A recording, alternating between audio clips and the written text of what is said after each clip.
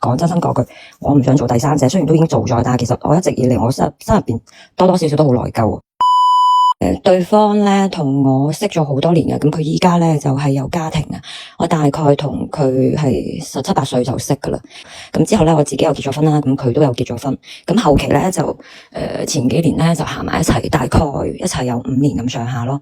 咁咧我即係前一排，因為我同佢唔係經常見面嘅，咁前一排我發覺咧，即係同佢一齊嗰時，發現咧佢有個人打電話嚟，即係半夜有個女嘅打電話嚟，然之後咧佢咧就暫唔知對方係邊個。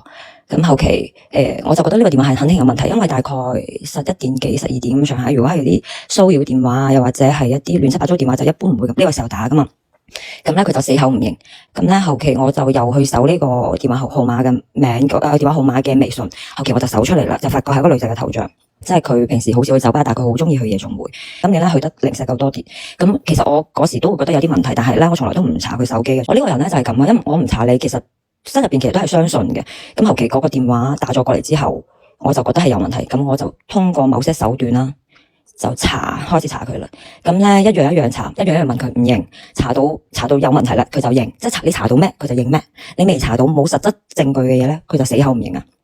咁後期查到後期佢到最後到嗰個環節就係佢話我係撩過，但係未搞過，即係已經係到咗最後呢個環節，佢就死口都話冇搞過。咁咧我又繼續查佢，咁後期我先。人哋對方係認咗噶啦，即係當時佢就同我講，咁我哋生後6年叫埋就女出去講清楚咯，咁我睇下佢睇佢點講咯，咁我話你當我傻嘅咩？我話人哋有可能會認啊，係咪？咁後期我通過其他方法，咁咧我咧就問咗呢個女嘅，呢個女嘅承認係搞過。咁後期一件事就出晒嚟啦。咁咧大概個女嘅就同我講，即係之前發生咩事啊？大概同咗幾耐啊？話佢同呢個女嘅係斷崖式分手啊，即係大概佢同呢個女嘅夜總會度識。咁呢個女嘅咧就好玩得。即係好開朗，好玩得好開放嗰種，大概可能即係佢其實佢就等於係罩完人哋就鬆啦，罩完人哋就鬆啦。後期呢個女嘅咧就平時發晒癲搵佢，咁佢拉人黑名單又刪咗人哋微信咁樣，咁咧就同呢個女就係一個後期仲有實質上打電話嚟個咧，嗰個咧就唔係呢個女嘅，係另外一個女嘅。咁呢個女嘅佢話佢冇發生過咩關係，其實對於我嚟講冇所謂噶啦，就因為已經有一個咁樣，其實你就係10個同一個都冇乜區別。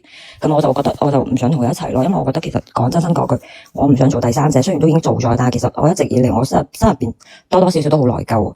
咁我一直同佢一齊嗰時咧，我從來都唔主動發信息俾佢，打電話俾佢，因為我覺得咁樣唔好啊。即係其實我就好矛盾，一方面可能做咗一啲好過分嘅嘢，但係另一方面我又覺得自己咁樣做唔啱。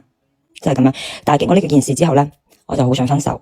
但係佢咧對我咧，其實都係好好嘅，即係唔係發生呢啲咁嘅嘢，即係唔係我覺得呢件咁嘅，即係我發現咗呢件事，佢其實對我係即係無論係情緒價值又好咩都好，對我都非常之好。咁我就話要同佢分手啦。咁呢件事發生咗之後，咁佢咧就一直都嚟搵我。咁依家咧就係變成算係好返，但係問題係一時我又覺得。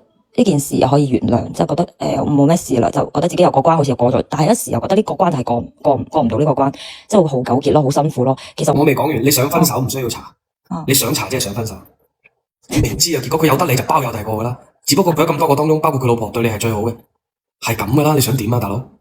只要一係就唔中意佢，一係你就接受佢所有嘢。佢有冇理佢都係中意去雙 K 噶啦。係啊，咁點解你要去搞到人哋唔開心啫？你明唔明啊？佢同你一齊。佢係佢原來就係咁，然之後同你一齊，然之後你兩個都係原來都係咁，然之後兩個人好開心，呢啲先會真正開心。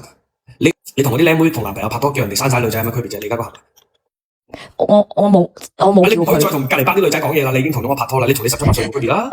你就唔可以再雙 K 噶啦，你有咗我噶啦，嗰個就唔係佢。我同你講，佢就冇咁活潑，佢就冇咁有光環，佢就冇咁有魅力。